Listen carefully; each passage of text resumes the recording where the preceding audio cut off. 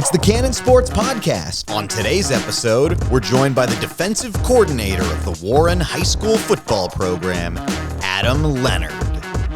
Welcome in, everybody, to the Cannon Sports Podcast, coming today from Downey, California. We're at Warren High School, the home of the Bears. I'm Phil George, and joining us on today's episode is the defensive coordinator for the Warren High School football program, Coach Adam Leonard. Coach, welcome to the show. Happy to be here with you. Happy to have you. Before we get started, do you want to give a brief intro, let everybody know your background in football, both from a playing career, coaching career? The floor is yours. All right, thank you, Will. I'm a SoCal transplant, originally from Seattle, Washington. I had the opportunity to receive a full scholarship to the University of Hawaii, where I played there from 05 to 09, made all conference 3 years. After that, I managed to get a cup of tea in the NFL before failing the physical, and then I was in the CFL where I played 2 years. So going back and talking about that tenure that you had at Hawaii, one of the most historic times for that program. You were a member of that 12-0 team in 2007. A lot of high-level players came from that team as well. What was it like being a part of that team and being a part of that winning culture over at Hawaii? Well, it was definitely unique. So many of our star players had a background. They each had a story about how they came to Hawaii, where they faced adversity, whether it was a Cole Brennan or Devon Best or even Solomon Alamimi, who was a Crenshaw grad. And so we just all bonded over adversity we faced and played with a chip on our shoulder. And we really became a brotherhood before they started branding it this year. And we've had a lot of coaches on the show, obviously, who had very, high-level standout playing careers in college, in the pros. And one thing that they always talk about is how, the opportunity for success gets smaller and smaller the farther you climb up the ladder. And that's something that and like we said, you were part of that Hawaii team that went 12-0. So, you know what it takes not only to get to those high levels, college, the NFL, the CFL, but also to win. So now you're back here at Warren coaching much younger athletes. What are the most important things that they need to know about being a part of a winning culture and what it takes to have that kind of success personally and from a team standpoint at those higher levels? It's all about the process. Too often, I think social media has got everybody seeing the results of it. They want to get to the highlight, but it's the little things that people don't see in the way. And so it's focusing on the small details that create big time plays and really making sure our process is correct. Making sure all of our steps in that process will lead to the results that we want to get at the end. Now, that's obviously not always something that is the sexiest thing to put out there on their social media platform, but regardless of how things look on Instagram, how things look on TikTok, the coaches, they know who's putting it in and who's doing it for the show. Oh yeah, absolutely. It's easy to see the result of a play where it could be a positive, where a guy could get an interception and start celebrating, but you get to film, technique was wrong, 9 times out of 10, you'll get beat. And so we just really focus on the things that we can control, which is our attitude, effort, and our actions, and make sure that's in line. And we know the results are going to be in our favor more times than not. So following your playing career, you had an opportunity to get into coaching, spent some years at Compton Centennial as the head coach of their program. Now, we've spoken to a lot of coaches who were previously assistants and then rose to the ranks to become a head coach. Having had that experience as a head coach at another program, now coming up to this program, being an assistant, what's kind of the difference in dynamic for the way that you go about your day to day? Well, the differences at Compton Centennial is really just trying to build it up back out of kind of like the dumps. It's just been struggling for so many years and not having the support from administration. The community is really, even the players, the expectation. And so I'm going there and trying to influence the whole culture to stepping into now. I was able to see and kind of bump my head in a sink or swim and try to navigate. And now being a place with Coach Pearson, where the coaches pretty much said just adding my 2 cents with how to bring along those kids that are not the best athletes, to build them up to where they buy in completely and become starters for us in the future. Yeah, and everybody uses that term culture, and it's something that's so important, possibly even more important than X's and O's, because obviously you're not just here to win football games. You're here to build character. You're here to, build young men and put them out into the world. What are some of the most important elements of that culture specifically here at Warren? Some of the elements of the culture, where it starts with our administration. Dr. White does a great job. She puts students first. It's in the classroom, outside, and really sets the standard for how she wants our coaching staff and athletics to be as a whole.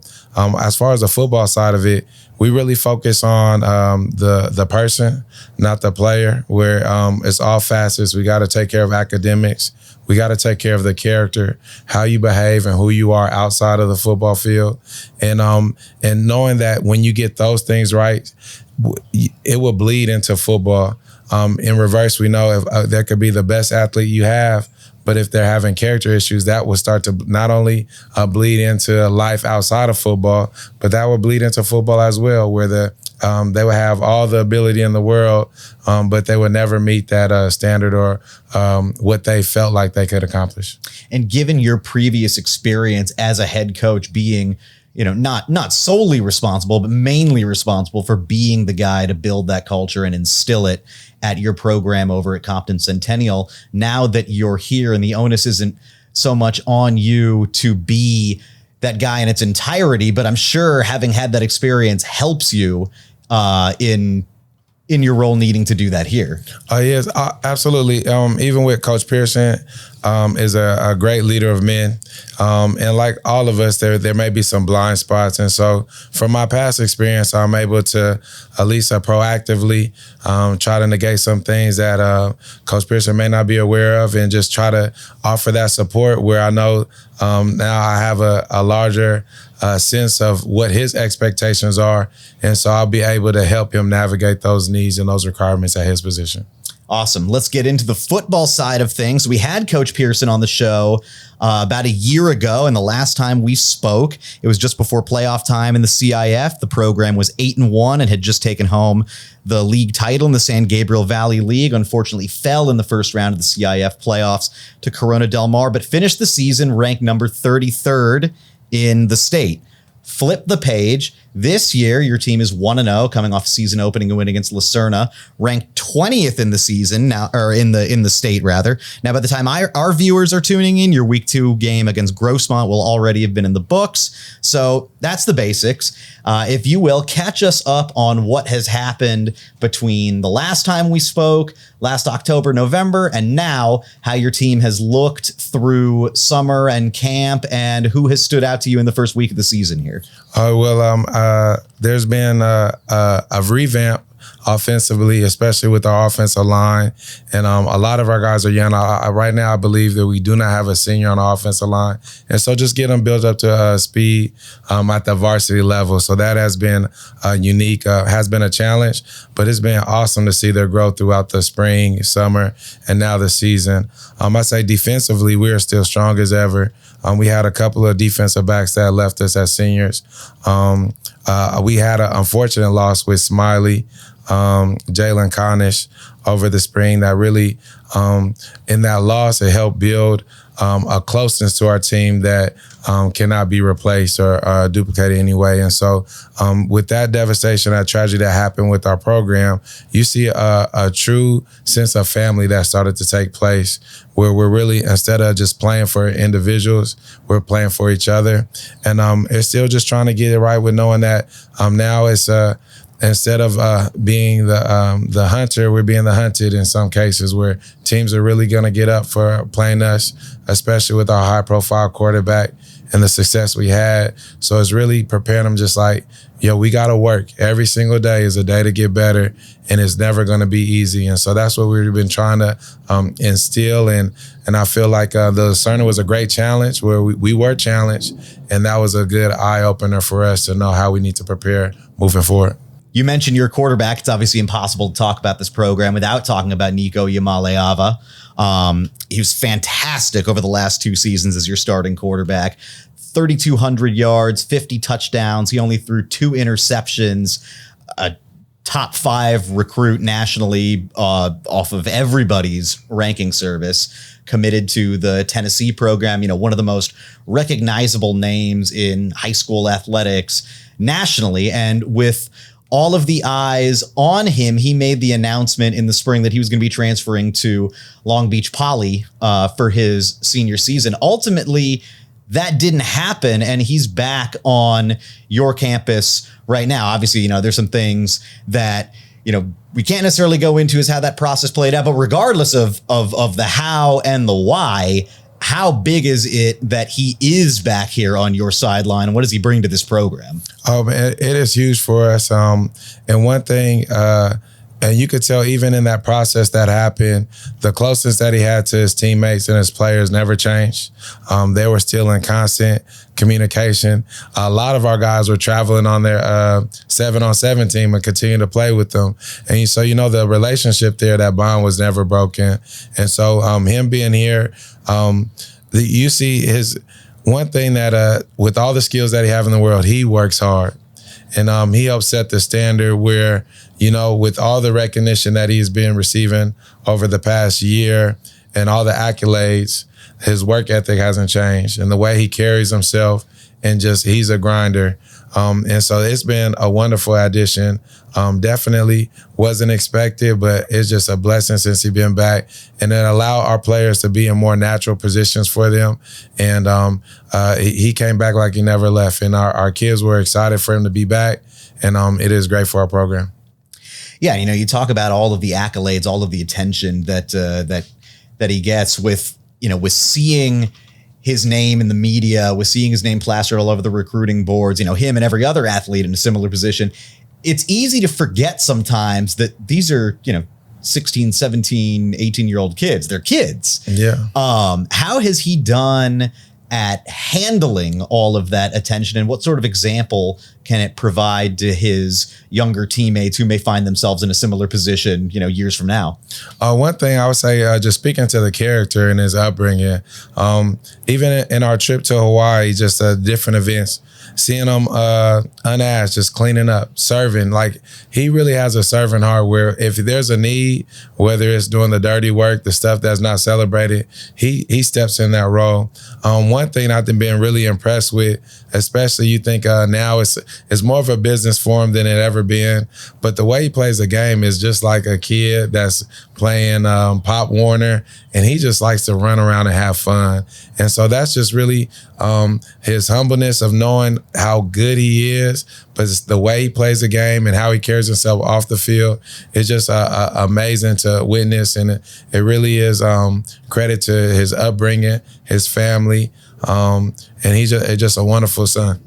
Yeah, let's talk a little bit more about the way that he plays the game, because obviously, you can look at the stat sheet and his numbers jump off the page, but that doesn't really do it justice. So, for those who only know him as a name on a sheet or some stats in a book, describe the way that he plays the game. And when you go and when you see that, what really makes him stand out as the elite recruit that he is?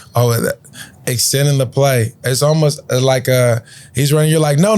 Yes. It's just like the idea of the excitement that he has. He's unconventional in the terms of he's really underrated. His athletic ability is through the roof. I know with his volleyball background, but his speed, I think, is it shocks some people how long his stride is. He really does a great job covering ground, and he can make people miss. It's really impressive with how much arm talent he has, just as much as he's talented with his legs. And so when he gets out there getting outside the pocket, you really don't know what you're going to get out of it. Either he's going to launch it 50 plus yards, or he might scramble for over 20 yards. And so it's an exciting brand of football. So obviously you're a defensive guy, but from where you sit and what you've seen out of him, anybody that you'd compare him to at the higher levels? I would say right now, really like a Randall Cunningham, kind of long, great arm strength. And I'll just say just from the standpoint of when I remember watching him as a kid, and it was just really exciting.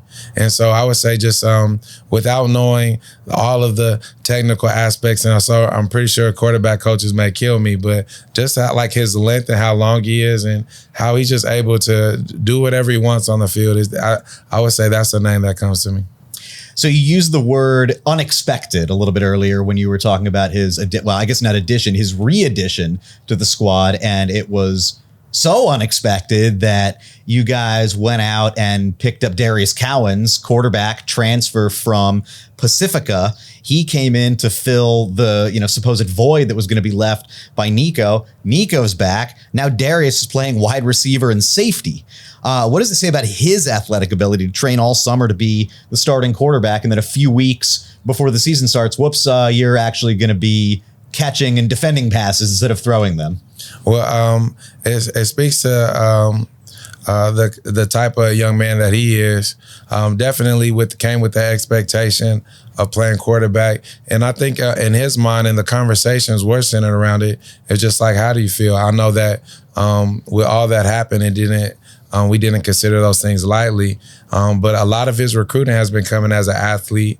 And so I think he envisioned his future. He knew that it may not be at that quarterback position. So allow him to practice more and flourish more at that wide receiver safety position, which has been more natural for him. It was just kind of like a perfect fit how it came together. But he has been just on board. He's an ultimate team player. And he knows that wherever he's at on the field, he's going to help us win ball games. And he's just been flourishing, stepping into that position.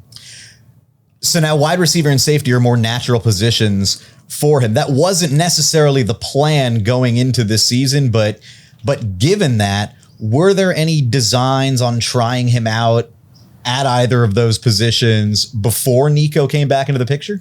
Oh yeah, obviously at wide receiver, he couldn't throw the ball and get to himself.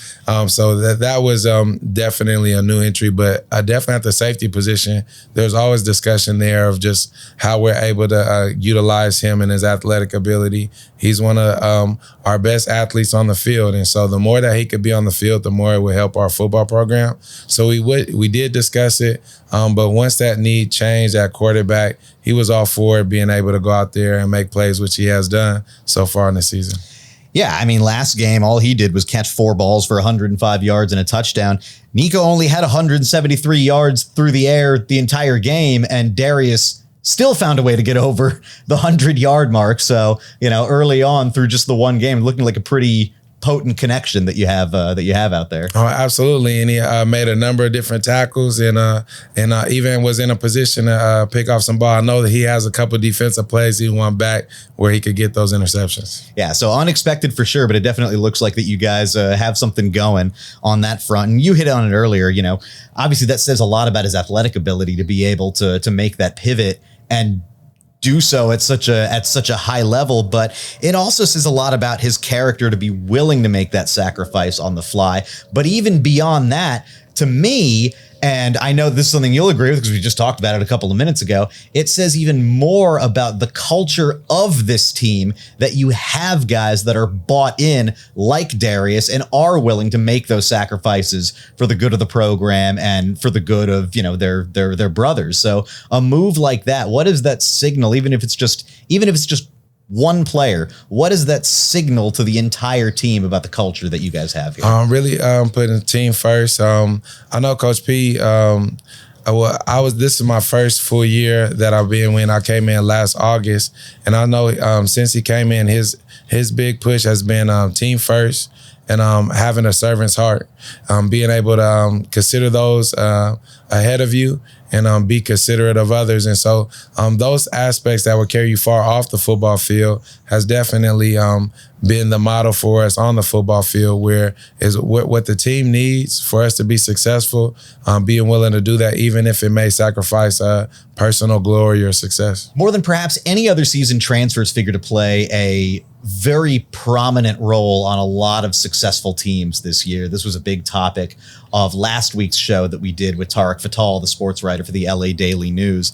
So aside from Darius, one of your top receivers on the team, Jordan Ross, he also came by way of transfer. He was Darius's teammate at Pacifica over the last 2 years. So, like I said, like what we were talking about with Tarek, like it or not, transfers are becoming, more and more of a factor in the modern game. And he was bringing up the coaches that have previously been hesitant to go that way to improve their rosters are now doing so out of necessity. It's become something that a lot of coaches need to do or feel they need to do to succeed. That is obviously something that your program has done to improve its roster this year. What's your opinion on the role of transfers and how they're impacting the game across Southern California and nationwide? Oh, well, obviously, it's always a trickle-down effect from up top, whether it's NFL, collegiate, to high school, to even Pop Warner. And so, obviously, with the transfer portal being such a big thing, players are looking for opportunities that may not be at their current school. I think for coaches, obviously, when it's on the other end, when you got players leaving your program that you're counting on in that spring, that is very tough and it's hard to deal with. But also just knowing that ultimately we're here to help build and mold young men into the fathers, future fathers, husbands, community members, professionals that they're going to be in the future. And so how I feel about it, if our moment with them is for 5 months to a year or 4 years, I'm going to come to work every day and work hard to build them up so that when they leave, and they're not going to be with us always, that they will be better for it. And so that's really what I feel about it. Obviously, competitively, now where you see like the top tier teams, kids want to win. And unfortunately, if they feel like that a program that is not up to what their expectation is, they look to go elsewhere. And so the same way like how kids will come in and will be happy for it, will be excited, the same kids may leave your program. And just knowing that no matter what, if they're with me for a day or they're with me for 4 years of their lives, I'm going to be working with them to build them up to beyond football, not just to win football games.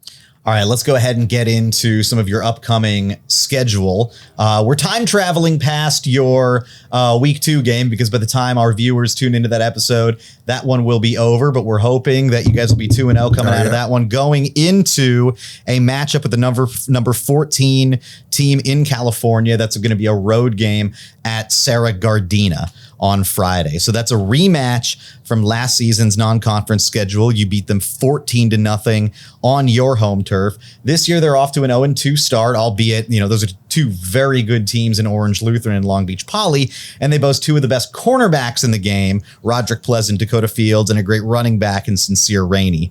So, like I said, we're time traveling past your week 2 game, and I know that that in the coaching business, you guys don't like to look too far ahead of your next opponent, but how are you planning on attacking that game versus Serra? And how much do you draw upon the success from last year in doing so?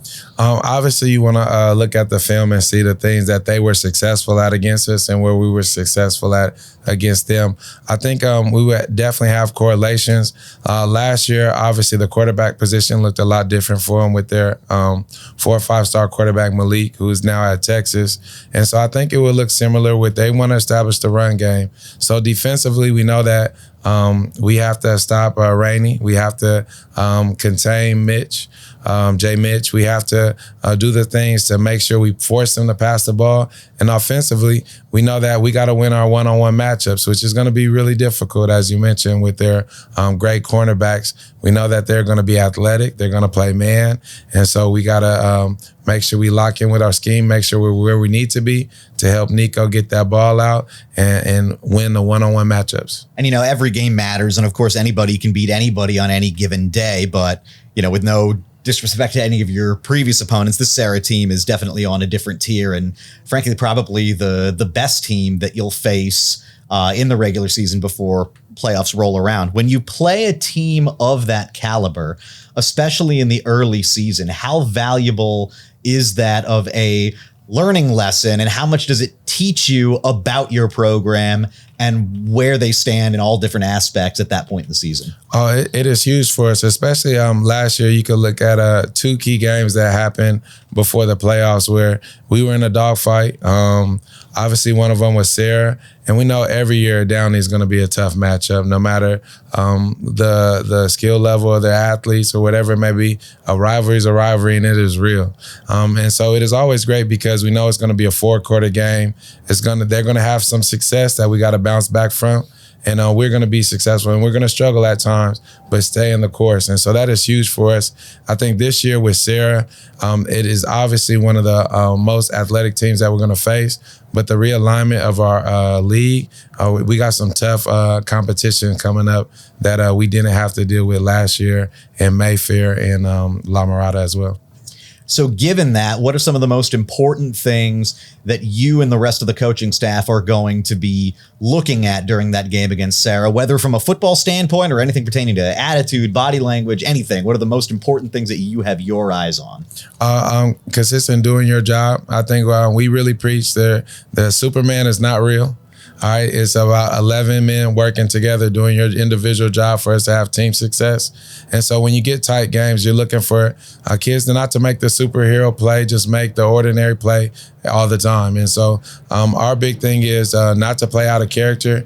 It is a huge game for us because of kids' familiarity with the athletes. We know it gets a little bit more chippy. And so just staying within character, doing your job, knowing your assignment, knowing your alignment, and executing each and every play. You know, you mentioned that Downey game as a teaser a little bit earlier. That's another game on your schedule, Friday, the 14th of October, and that is the rivalry. You guys won 26-16 in the meeting last year. That was on the road. This year you get them at home. And for those who don't, necessarily follow the SoCal high school football scene as closely as we do, here in South LA, that is the rivalry and one of the best high school football rivalries in the entire state of California. The two schools are only separated by 3/4 of a mile. We were down at Downey last year covering the game between you two, and that atmosphere was something else. So, regardless of even the football aspect of it, what does that rivalry mean to you, the coaching staff, the program here at Warren, and really the entire community in Downey and South LA? Oh, well, I'm so excited that I was able to be a part of it last year. That was my first introduction to the rivalry. And from all week, if you just follow the ASB social media accounts for Downey and Warren, you can see the rivalry's real. I say the days leading up is just as exciting as a football game, and how much the community rallies around the fact that for that week, we are in constant competition. I remember being in a grocery store and having Warren gear on, and somebody was like, "Let's go Downey." And so it bleeds out into the community. They love to support their alma maters, and our city really shows out for it. I would say the kids, you talked about how close the schools are. Last year, our student body walked to the game in preparation. They're hours early, and they're just partying. So it is a great game. It's a great atmosphere for our kids. It's the closest thing to college and a high school level that I've ever been a part of. Yeah, and you would certainly know, you've been a part of those atmospheres. So yeah, very, very cool environment to be at. And, definitely the fans in this area should come check that out on Friday, October 14th, Warren and Downey. You guys have held the upper hand in recent years in that matchup. You guys have won 5 out of the last 6 games between the two, including 4 in a row. Obviously, that streak predates the arrival of you and Coach Pearson, but, you guys haven't taken an L yet in the rivalry. I really hope the broadcaster's jinx doesn't come through in that one. But how much of a point of pride is that for you to, try and continue that unbeaten streak this year? Oh, it matters. I would say we definitely always 1-0 each week. That's our motto. But we know that game is huge for us. We know that it is not just the score is not just between the two teams, but it's the whole city of Downey that is involved and invested. And so it is something that we do not want to lose that game. I can say that adamantly. It matters to us, and we know that it matters to our community. It matters to our staff, everyone. That is a huge game for us, and we're always going to fight to win no matter where we're at.